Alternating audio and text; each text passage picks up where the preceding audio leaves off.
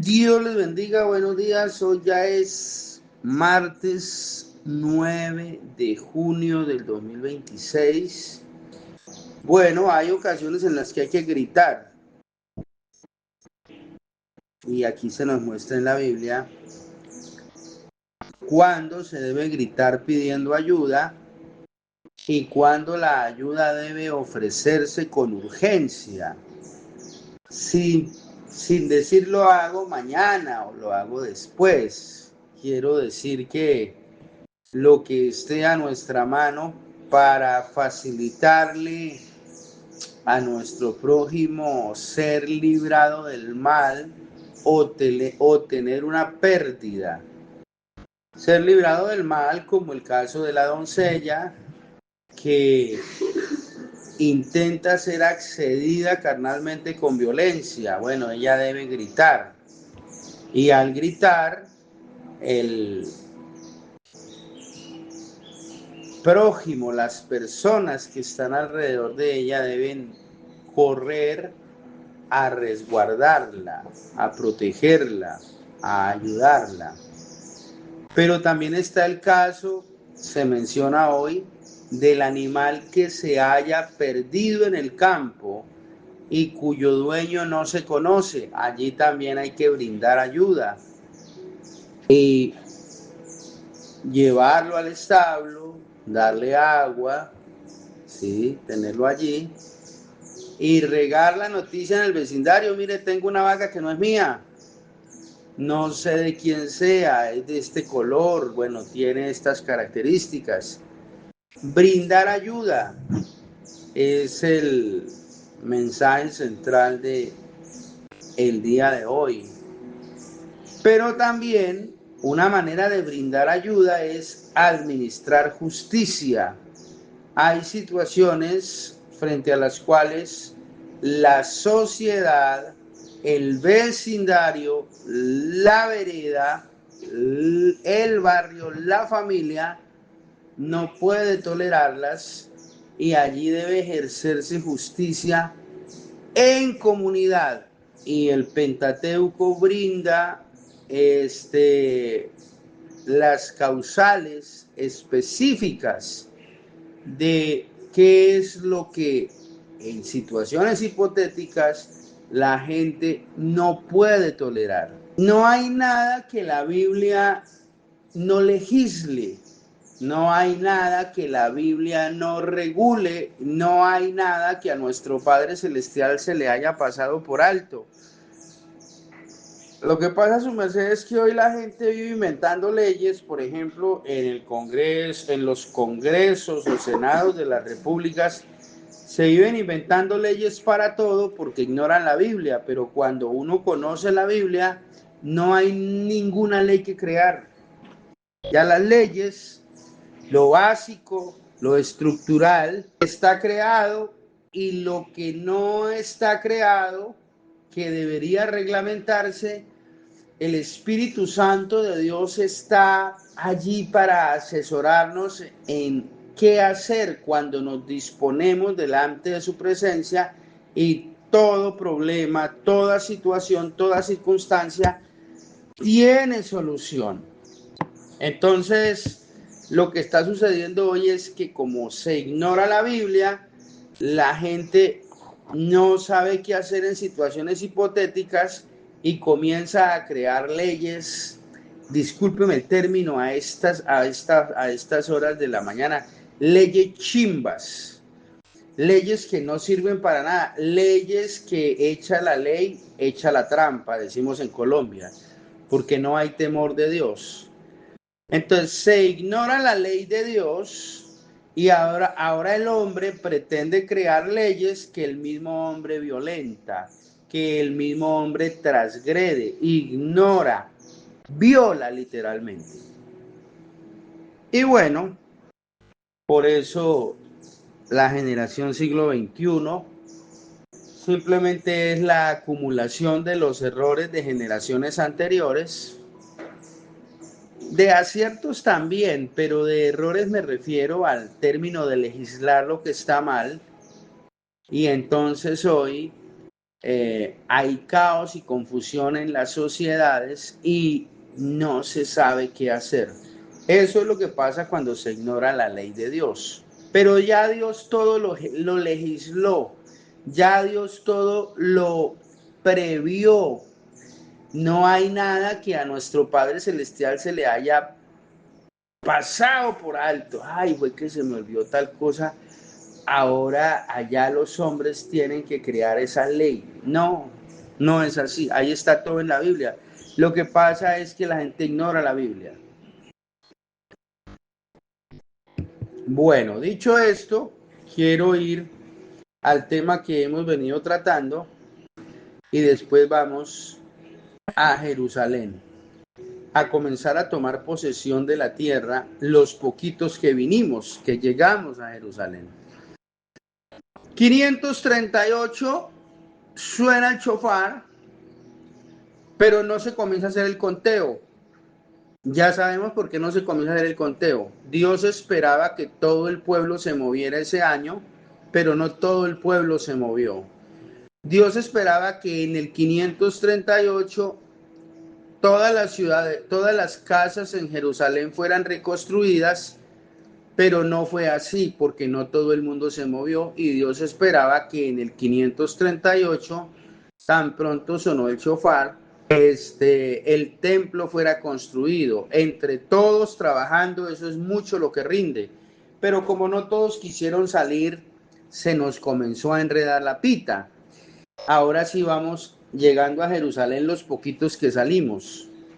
Con esto fue que se encontraron o nos encontramos, y ahí me meto yo porque a mí me gusta vivir las historias de la Biblia. Yo nunca leo la Biblia en tercera persona. Con esto fue que estas son las fantasías mías. Me meto, me empeliculo y entonces soy protagonista sin serlo, pero déjeme que esto es una locura y la vida mía es así. Esto fue lo que nos encontramos los poquitos que salimos de Susa, capital del reino Medo-Persa, después de recorrer 1723 kilómetros a pie durante aproximadamente medio año. Veníamos muy contentos porque se nos había dado una orden y con el respaldo de el rey de toda la tierra llamado Ciro y con el respaldo del rey de todo el universo llamado Jehová, Yahvé, Adonai, Elohim. Bueno, Dios tiene muchos nombres en la Biblia. Con el respaldo de Ciro y con el respaldo de Dios, o mejor con el respaldo de Dios, quien lo puso a respaldarnos a Ciro, los judíos veníamos por el camino recogiendo de todo. Nos daban desde espigas de trigo hasta panes, tostadas, mantecadas, brazaletes de oro, odres de vino. Nos daban uvas, bueno, uvas naturales, pero también uvas pasas. Nos daban leche por el camino, pero también queso. Todo el mundo nos daba de comer, pero no solamente nos daba de comer, sino que nos llenaba de viandas para el avance por el camino. Y además venimos cargados de todas las ofrendas que Ciro le ordenó a todos los pueblos de la tierra darnos a nosotros para la reconstrucción del templo. Lo que ha venido demorándonos en la marcha no es tanto el rigor del viaje, sino que la gente nos detiene para atendernos y la cantidad de cosas que tenemos que traer, porque ya es mucho el oro que traemos, es mucha la plata, las piedras preciosas, de todo nos han ofrendado a nosotros para la reconstrucción del templo. Y venimos contentos de camino por la forma como nos atiende la gente. El problema, su merced, es que acabamos de llegar y nos encontramos con este cuadro.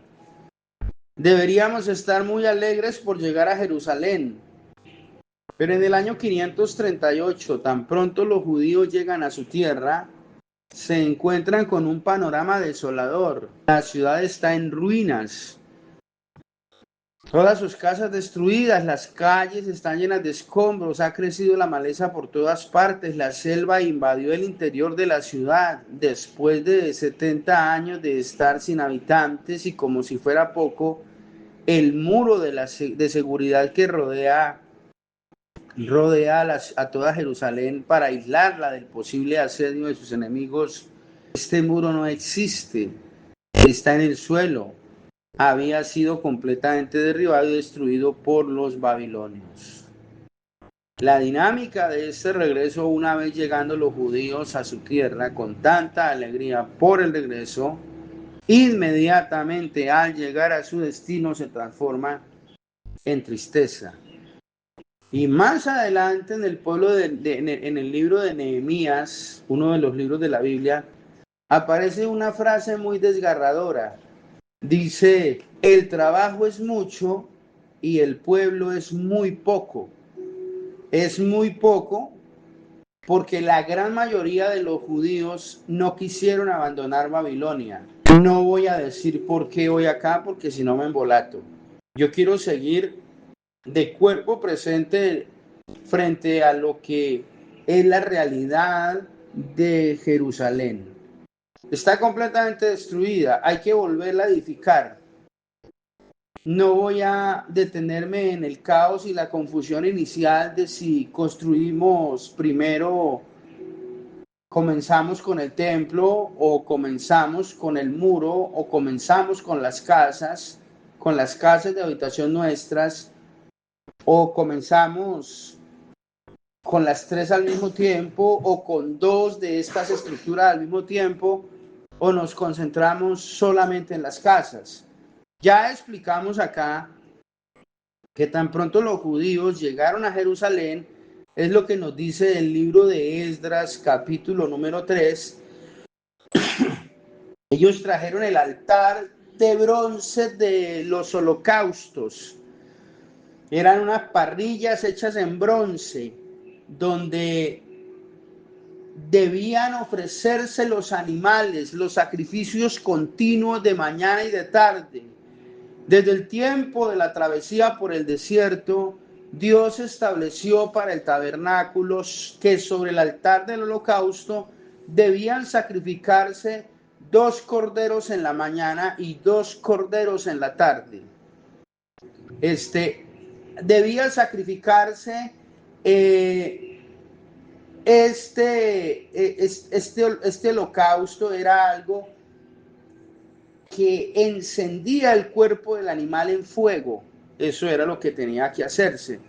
Encender el cuerpo del animal en fuego hasta que el cuerpo del animal se consumiera por completo. Y el humo de este sacrificio subía al cielo y tenemos un Dios al que le gustan los perfumes. ¿Qué hacemos? La idea del perfume se la inventó fue él, no fueron los perfumistas franceses. Él recibe este humo en el cielo como un olor fragante. ¿Ya? De mañana los judíos tenían que sacrificar un cordero, a la tarde también, y Dios estaba allá en el cielo aspirando eso. ¿Qué hacemos? Así lo estableció él, ¿ya? Algunos evangélicos, ay, pero Dios no necesita eso, pero eso está en el Antiguo Testamento, su merced. Algunos dirán, ay, pero que Dios no necesita nada, pero Dios exigió eso, ¿qué hacemos? O sea, a veces la gente no entra a estudiar la Biblia por paradigmas que tiene. Ah, es que Dios no necesita nada. Si no lo hubiera necesitado, no lo pide. ¿Ya? Tal vez no lo necesitaba, pero fue una forma que él estableció para tener contacto con su pueblo. Entonces sí lo necesitaba para tener contacto con su pueblo. Definitivamente aquí yo ya no sé cómo explicarlo, pero usted ya me entendió. Eso es lo bonito de este devocional. Que lo explica el Señor mejor que yo. Mire, el holocausto había que ofrecerlo mañana y tarde. Y ahora el altar del holocausto se instaló y los sacrificios comenzaron a ofrecerse sin que el templo se construyera. porque el templo no se construyó en un primer momento. Comienza el proceso de reedificación. Esta era la imagen que tenía en su mente cada israelí que estaba vivo, porque recuerde que muchos de los que fueron llevados a Babilonia murieron de viejitos allá, pero los más viejitos que sobrevivieron al asedio babilonio y que sobrevivieron durante tanto tiempo al cautiverio en Babilonia y que pudieron regresar, tenían en mente era esto, era lo que había en sus recuerdos, la antigua Jerusalén. 70 años antes, quienes vivieron el asedio del ejército babilonio siendo niños, alcanzaron a distinguir a una ciudad majestuosa con un templo hermoso y una ciudad llena de gloria. Esta era la Jerusalén de David. Esta era la Jerusalén de el profeta Isaías. Esta era la Jerusalén de la generación en que fue asediada y destruida, bueno, por los babilonios, los muros de la ciudad, las casas y el templo destruido. Más o menos esta era la ciudad. Era lo que ellos tenían en mente. Ahora lo que hay es esto. Vea usted el contraste, ¿no? Los recuerdos de la infancia, la realidad en la vejez. Qué triste toda la vida vivir para haber comenzado así y terminado así. Pero esta era la realidad de muchos viejitos que regresaron. Pero esta era la realidad de jóvenes como el profeta Ageo y como el profeta Zacarías que nacieron en Babilonia y ahora se encuentran con esto. Sus padres les habían hablado de una ciudad llena de gloria. Sus abuelos les habían contado de la ciudad del rey David, la ciudad desde la cual se gobernaría el mundo entero, porque en la mentalidad del judío, ellos hablan del milenio sin saberlo. Ellos no saben, los judíos no saben lo que es el milenio, nosotros sí, porque los judíos no quieren el Nuevo Testamento, no lo creen, no lo atesoran.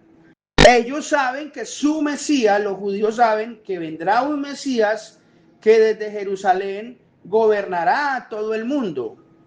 Ese Mesías que esperan los judíos es el anticristo, porque el verdadero Mesías lo desecharon, ¿ya?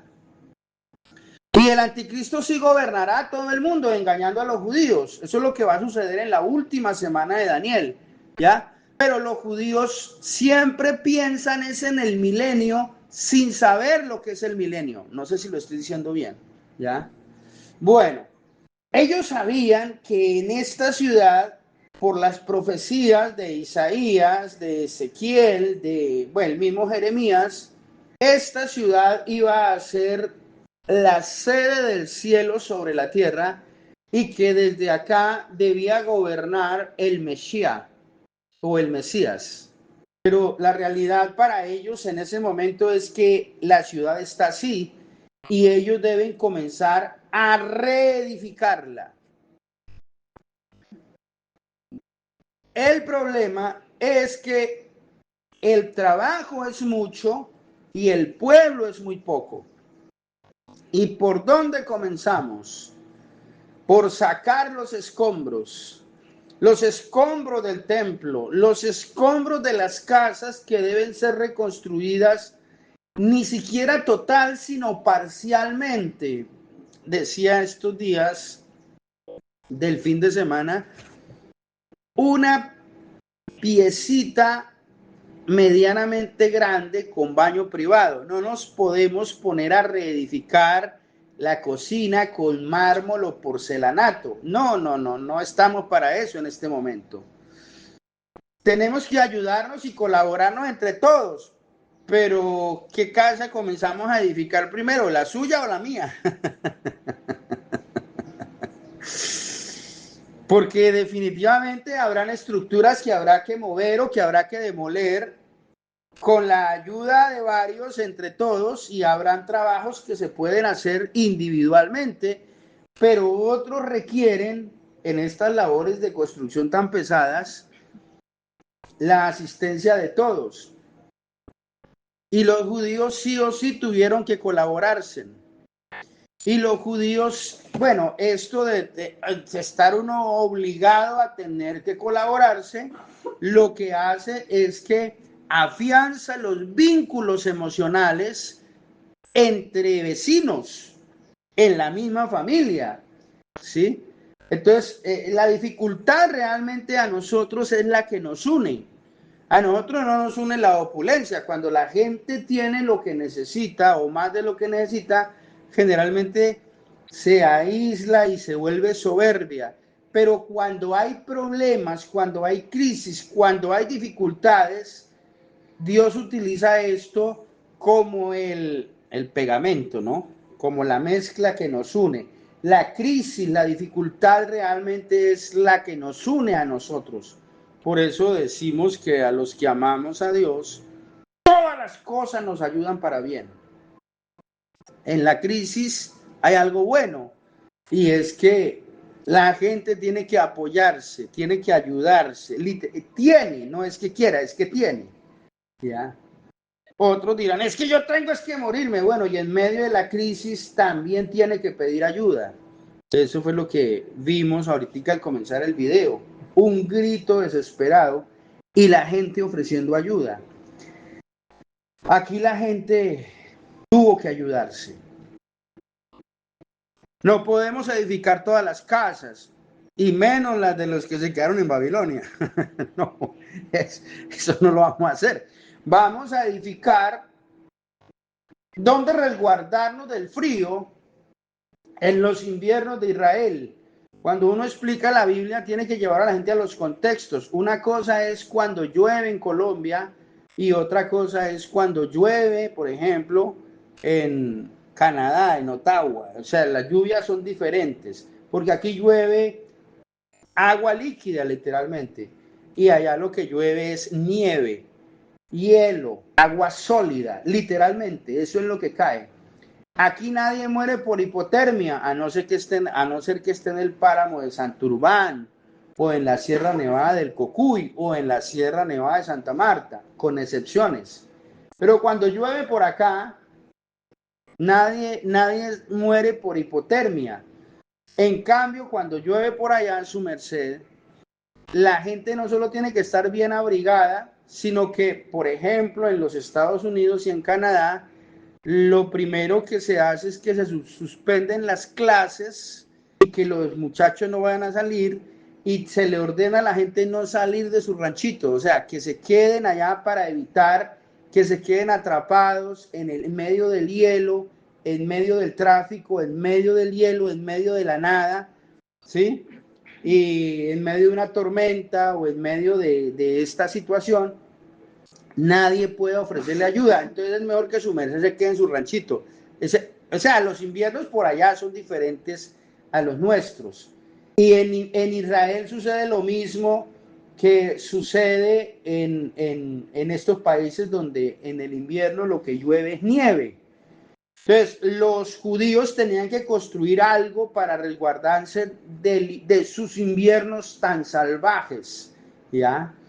Pero también para resguardarse de sus enemigos locales, porque ya estaban a 1723 kilómetros de distancia de Ciro, el que dio la orden. Y nunca faltan los enemigos. Usted siempre tenga pendiente en su vida que siempre los enemigos estarán ahí, o el diablo estará utilizando a alguien en tiempo real, y usted tiene que identificarlo y tiene que saber cómo enfrentar esta situación y salir siendo más que vencedor.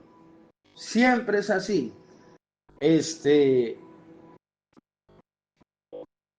Ahora ellos que tienen en mente esto, pero que viven esta realidad, edifican, ponen el altar del holocausto y comienzan a ofrecer sacrificios y al mismo tiempo comienzan a echar los cimientos, las bases para la edificación del templo y compran cedro, mandan dinero para comprar cedro del Líbano. El cedro tenía que ser del Líbano, del mismo lugar donde David y Salomón habían hecho traer cedro del Líbano. Lo que pasa es que le voy a decir algo acá que no se lo ha dicho nadie. Cuando David murió, él ya dejó todo comprado. Él dice, he dejado aquí el oro, la plata, oro para las cosas de oro, plata para las cosas de plata, bronce para las cosas de bronce.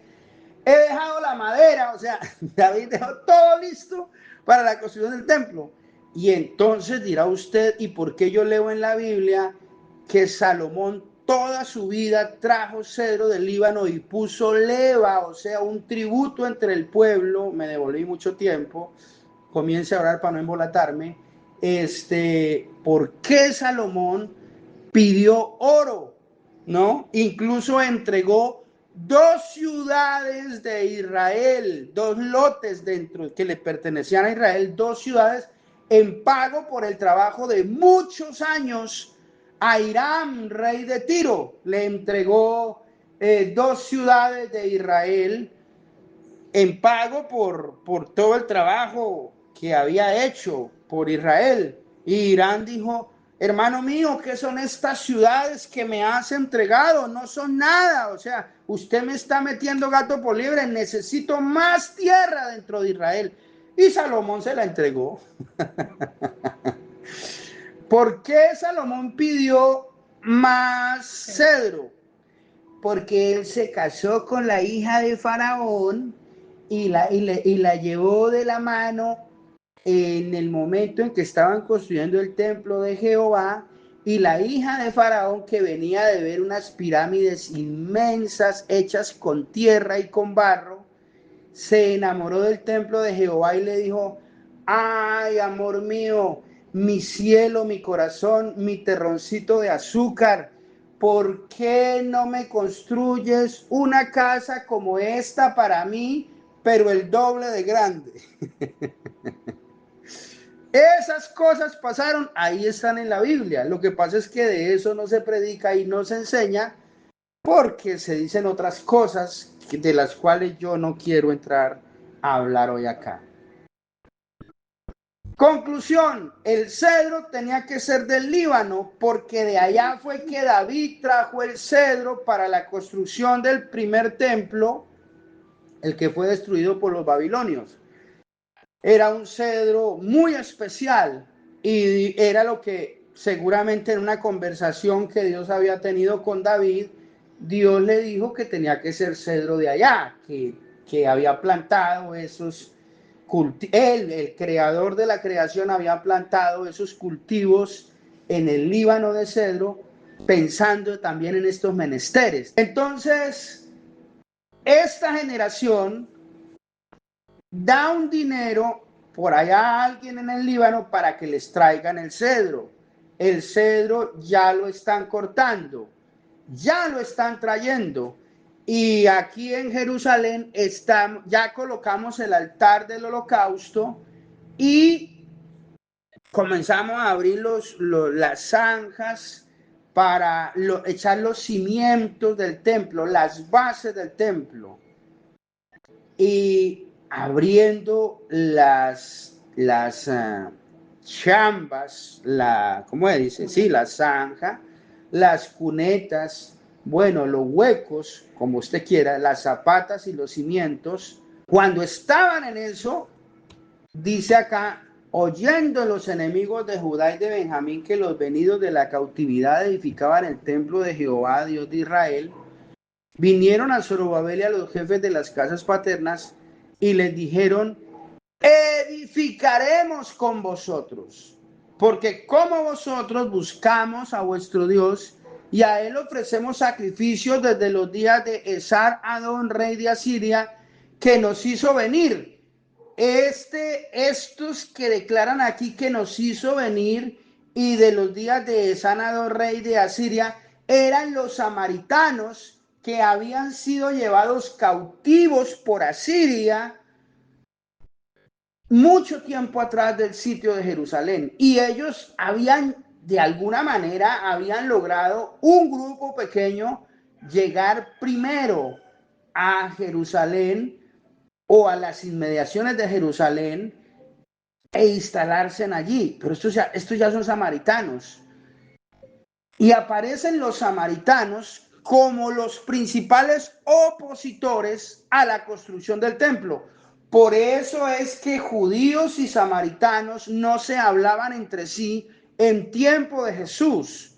Y Jesús vino, como cuando dos hermanos pelean y el padre personalmente viene a encargarse del asunto para que esta situación entre hermanos se solucione. Y por eso es que la mujer samaritana de Juan capítulo 4 tiene que salir al mediodía, en la hora de más calor, a buscar agua en un pozo donde podría estar un judío, y ella es la que declara que judío y samaritano no se hablan entre sí. ¿Cómo es que Jesús le dirige, siendo judío, le dirige la palabra a ella? Porque el chicharrón que tenían entre judíos de Jerusalén y samaritanos de Samaria es que los samaritanos fueron los principales opositores cuando los judíos vinieron a reconstruir el templo. Ya ahorita más adelante está más claro. Aquí simplemente comienza la Biblia a darnos pistas. Versículo 3. Zorobabel, Jesuá y los demás jefes de casas paternas de Israel dijeron: no nos conviene edificar con vosotros casa a nuestro Dios. Los samaritanos se acercan para ofrecer sus servicios, pero no con buenas intenciones, sino para poder destruir la democracia desde adentro. Es lo que está haciendo Gustavo Petro Urrego, lo que quiere hacer Iván Cepeda, ¿no? Somos demócratas, dicen ellos, y entonces salen y dan un discurso en plaza pública y hablan de los derechos humanos y hablan muy bonito, porque hablan muy bonito, pero cuando ya están dentro de, comienza la destrucción al interior. Esto era lo que querían hacer. Y entonces estos dirigentes judíos dicen: no nos conviene edificar con vosotros casa a nuestro Dios, sino que nosotros solos la edificaremos a Jehová, Dios de Israel, como nos mandó el rey Ciro, rey de Persia. Pero el pueblo de la tierra, o sea, el versículo 4 es, léase, pero los samaritanos intimidaron al pueblo de Judá y lo atemorizaron para que no edificara. Aquí es donde se pone de manifiesto que no querían ayudar. O sea, ellos dicen: déjeme y lo ayudo. Y cuando usted lo deja meterse al rancho, comienza a destruirle la familia por dentro. Le dice: déjeme y lo ayudo. Y cuando usted lo contrata para la empresa, le comienza a destruir la empresa desde adentro. Por eso hay que identificar los enemigos. Oiga, el Señor hoy quiere que identifiquemos los enemigos para que usted no viva tan confiado. Sí hay enemigos, su merced, pero ¿cuáles son? ¿Dónde están? No sé. Enciérrese en el secreto de su aposento y pregúntele al Señor cuáles son y dónde están, y el Señor le va a mostrar. Aquí se pone de manifiesto que ellos no querían ayudar. Ahora que les dicen: no, muchas gracias, seguimos siendo amigos, pues ahí somos vecinos, nos estamos hablando, inmediatamente les dicen: pues si no nos dejan ayudarles, tampoco van a trabajar. ¿Y de dónde ese comportamiento? Ese comportamiento es completamente demoníaco, su merced, ¿no? Oiga esto. Los atemorizaron para que no edificaran, sobornaron además, fueron capaces de pagar, sobornaron además contra ellos a los consejeros para frustrar sus propósitos. Ellos ya tenían un gobierno local y ya tenían también una diplomacia exterior que tenía sus tentáculos hasta Susa, capital del reino. Estos samaritanos, ahorita lo vamos a ver, comenzaron al nivel regional y siguieron haciendo un trabajo silencioso pero efectivo para detener la construcción. Mire, sobornaron además contra ellos a los consejeros para frustrar sus propósitos todo el tiempo de Ciro, rey de Persia, hasta el reinado de Darío, rey de Persia. Entre Ciro y Darío, su merced, aquí en la Biblia se mencionan solamente estos reyes. Y el versículo número 6 dice, y en el reinado de Asuero, se mencionan 3 reyes en la Biblia, pero realmente aquí hubieron como 8 reyes en ese lapso de tiempo, donde no todos los judíos regresaron a Jerusalén y comenzó a detenerse la orden de Ciro con una oposición primero regional, muy local. Llegaron allá donde estaban construyendo y luego detengan la obra. ¿Sí? ¿Quién los mandó? Mira, aquí tenemos un decreto. Espérenos que tenemos que confirmar. Porque hoy en día todo lo adulteran. ¿Ya? Vamos a enviar nuestros emisarios. Y primero fue, dice la gente, primero fue sábado que domingo, ¿no? Realmente primero fue el domingo que el sábado. Porque el domingo es el primer día de la semana. Y el sábado es el último día. ¿Sí? Pero como nosotros tenemos un calendario grecorromano, esto se nos volvió una locura. Y la gente ya no sabe si primero es sábado.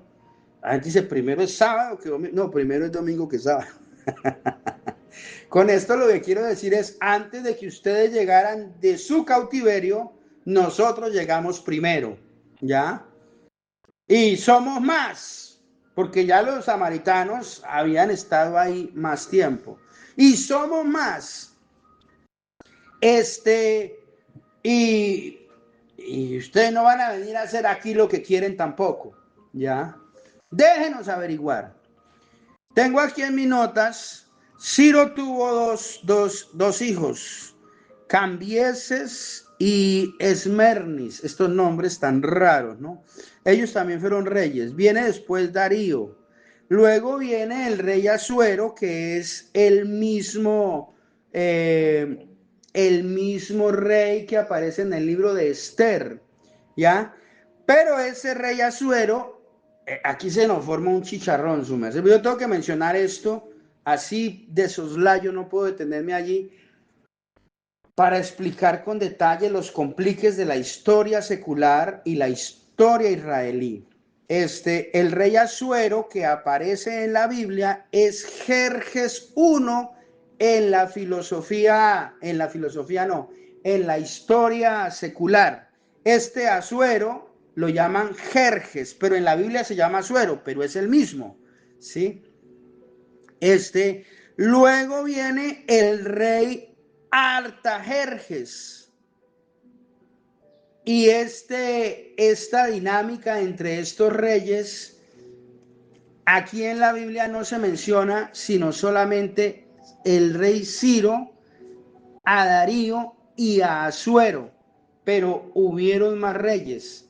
Ahora, cuando dice la Biblia acá, que detuvieron la obra desde el reinado de Ciro, rey de Persia, hasta el reinado de Darío, y que en el reinado de Asuero, en el principio de su reinado, escribieron acusaciones contra los habitantes de Judá y de Jerusalén.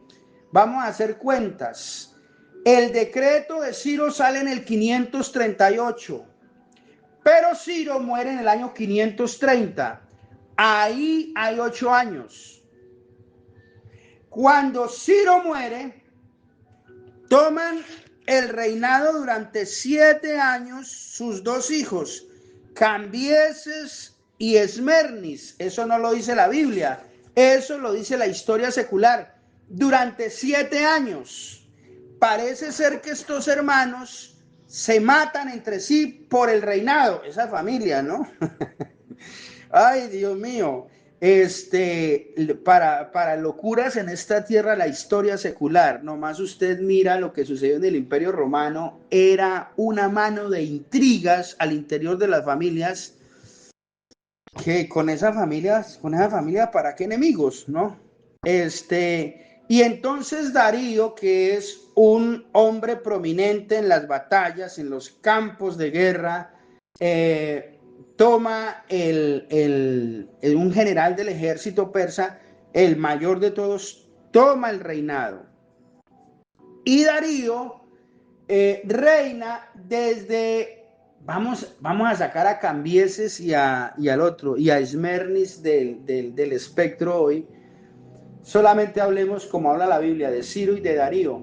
Ciro emite su decreto en el 538, pero después de emitir el decreto muere en el año 530, y vamos a suponer que Darío toma de una vez el trono, ¿sí? Pero Darío toma el trono en el 530 y muere en el año 486. ¿Por qué estamos haciendo este conteo acá, regresivo?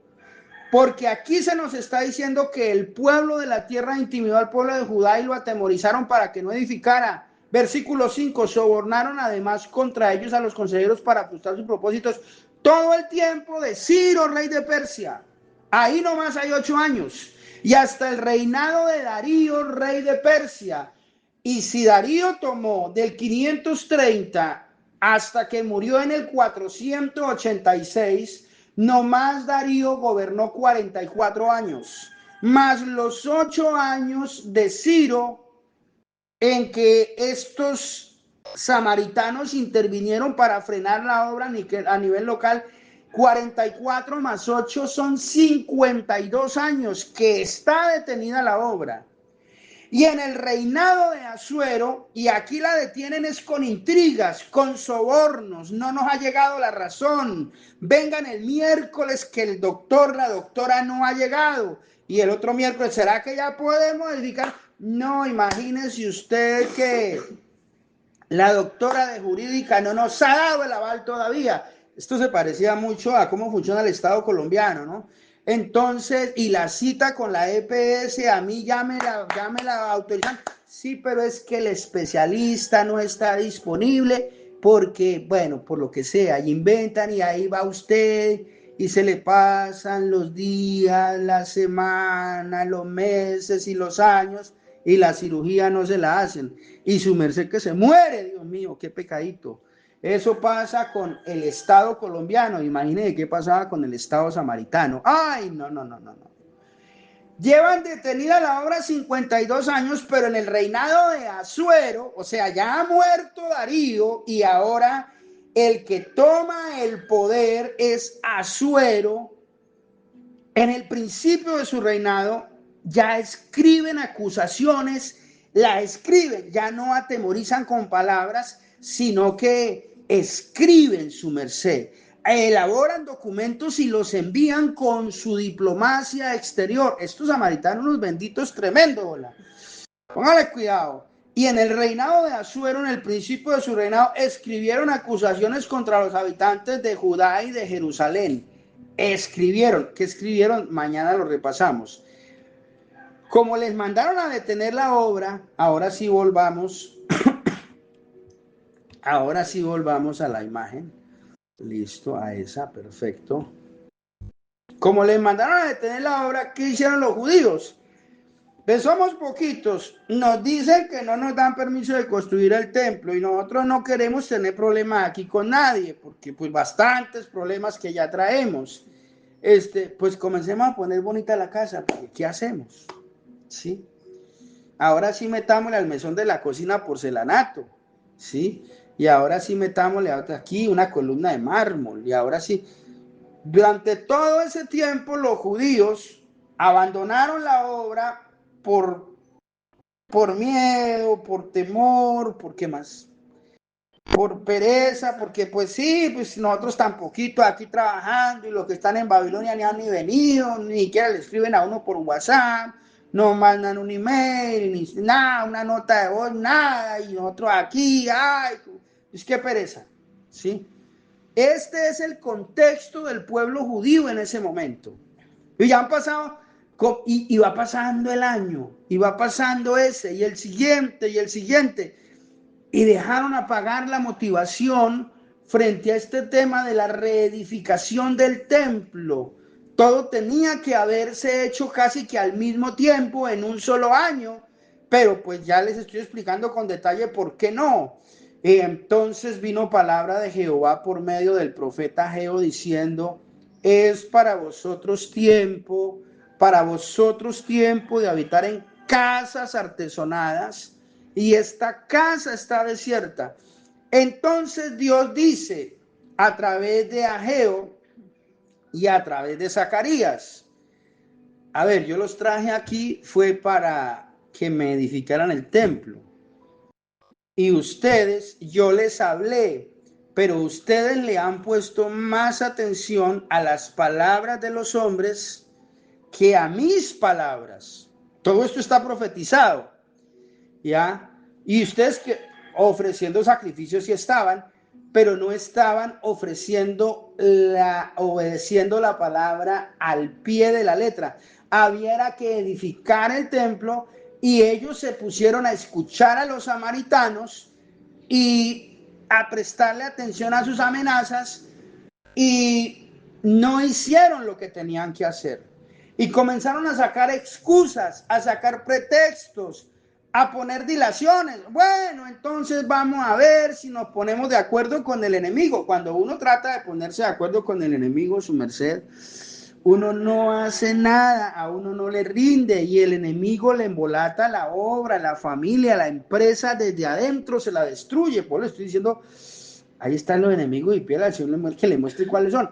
Es para vosotros tiempo de habitar en vuestras casas artesonadas, y esta casa está desierta. Pues así ha dicho Jehová, meditad bien sobre vuestros caminos, meditad bien sobre vuestros caminos. Por eso es que ustedes siembran mucho y recogen poco. Ya eran 52 años. Por eso es que ustedes reciben su jornal, el jornal de su salario, y no les alcanza la plata, como si el saco estuviera roto. El que recibe su salario, el de su jornal, lo recibe con un saco roto. O sea, es como que bota la plata y no se sabe, no le alcanza, no le rinde, no le da. Lo que ustedes siembren, yo lo disiparé de un soplo. Ustedes comerán y no se saciarán. Se cubrirán el cuerpo, pero no se podrán resguardar del frío. Nunca estarán saciados y nunca estarán satisfechos porque no me están obedeciendo. Sencillo, eso fue lo que Dios les dijo. Siguiente orden: suban y corten madera, hagan la obra y me reedifican la casa. Pues ya ha pasado muchísimo tiempo. Aquí está profetizando Ageo. Ageo está hablando en estos términos, pero esta historia continuará.